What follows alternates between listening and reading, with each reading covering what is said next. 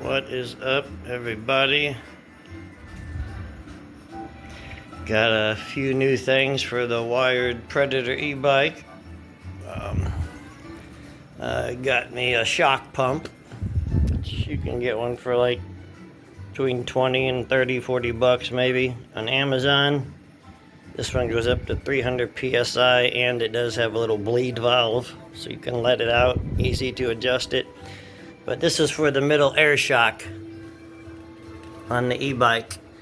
This says it'll go up to 250 psi. In the manual it says someone for my weight, which is 160 pounds, that this should be good around 140. It came around 138, 140.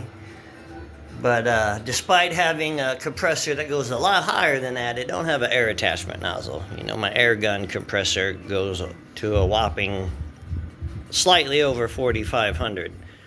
But most air compressors, even one at a filling station or a gas station, is probably only going to go up to around 100 psi, because tires are usually around 30 to 40 psi. So you need a really high output air to get that up to 250. Anyway, this is real small, easy. Only takes, a few pumps because the shock is so small. You're not going to air up a tire or anything else but the shock with it, but it holds high pressure. Like I said, this max is 250. It was at 138, but I was still bottoming out a little bit, weighing 160 pounds. And that's what these rings are for, by the way. Push it up and it measures how far your shock's going down, so you know. In case you didn't know that. But since I put that can back there, the ammo can, kind of as a basket, and have my compressor and some other stuff in it, it's not adding a lot of weight, but like I said, I was still bottoming out a little bit sometimes. So just within like 4 or 5 pumps, I got it up to about 180, right below 200 pounds. I think it's like 175, 180 is what I pumped it up to. And now I'm not bottoming out. I'll test that. It is too cold. I ain't been riding, but that should be a lot better. I could bring it up to 200 if I need to, but for my weight, like I said, which is 160 pounds, around the 180 mark seems great for that. And if you ain't got one of those, a shock pump, I would suggest getting one on Amazon or somewhere else. This one goes up to 300 psi. But yeah, got that shock pump, make my ride a little more comfortable. And I do like the tires that came with these juggernauts, but well, I'm already starting to wear down the knobbies a little bit because the front wheel spins like crazy. And the knobbies are small. So for the most part, it don't take much to where you're actually riding on the tire itself. And although these tires, the Kendras, seem thicker than most e-bike tires, I ordered me some Ultraverse from Amazon. And there are a few brands that look identical, but these are e-bike tires, but made with motorcycle technology. They're definitely thicker. They're definitely thicker, along with these real killer knobbies, but still with a rounded profile, so it shouldn't take too much as far as the handling and comfort.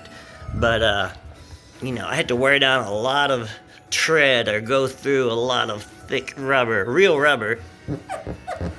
By the way, it's another thing good about these. They said they had a lot of rubber instead of synthetic materials, and rubber is usually going to have that squeak. Better traction, a little softer, lasts longer.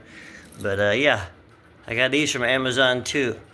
The 26x4 Ultraverse off on-road tires. So now, because I do got a slow leak in the back tire. First time I really went through the woods and got a slow leak somehow. So yeah, the tires seem okay, but definitely could be better. I do got some Armadillo's tire sealant, which is the best in the world as far as I'm concerned, that I've ever used. ARMORDILLOZ. That's how it's spelled. I usually get the blue Armadillo. They have 3 kinds for, you know, better and stronger, faster things. Now for faster electric scooters, like a lot of people will use slime, or they'll tell you to use slime. Slime is meant for off-road use. And what I mean by that is something that's not generating a lot of heat to the tires from riding fast on the pavement. Now off-road, you know, you're not going over 30, 40 miles per hour on the street and getting your tires and tubes real hot. Because when you do, that slime turns into water and it's useless. It's also very corrosive. And it never worked for me, by the way. You know, several tires and I still had to go home and change the tube. And it was a big green mess. The blue armadillo is the most expensive and is what I use for the e-scooters. I put it in every time I put in a new tube, and that way if I do get a puncture or a hole, I'm probably not even going to know.